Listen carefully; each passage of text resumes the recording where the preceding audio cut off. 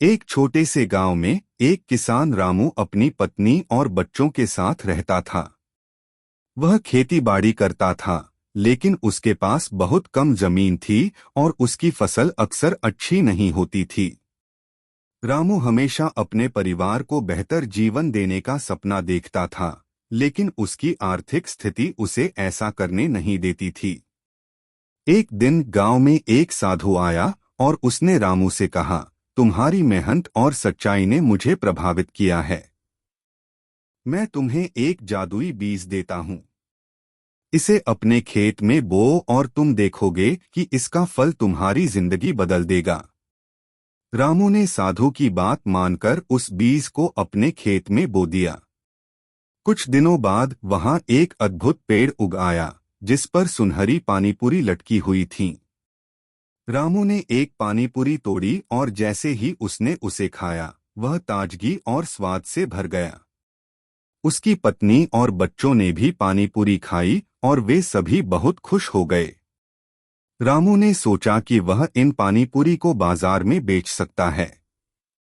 उसने कुछ पानीपुरी को तोड़ा और बाजार में बेचने के लिए ले गया।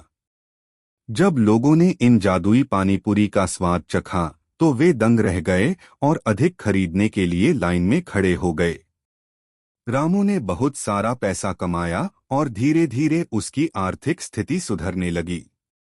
रामू ने अपनी खेती की तकनीक में सुधार किया और जादुई पानीपुरी की खेती को बढ़ावा देने के लिए अन्य किसानों को भी प्रोत्साहित किया। कुछ समय बाद उसका गांव जादुई पानीपुरी के लिए प्रसिद्ध हो गया।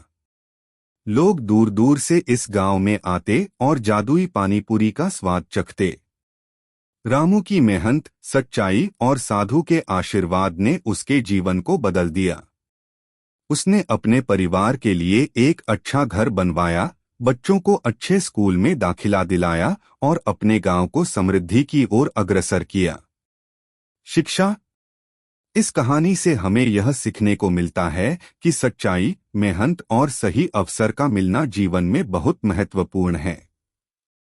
कठिनाइयों से घबराना नहीं चाहिए, बल्कि धैर्य और विश्वास के साथ आगे बढ़ना चाहिए। सही समय पर सही अवसर का लाभ उठाने से हमारी जिंदगी बदल सकती है। अगर चैनल पर नया हो तो सब्सक्राइब करें।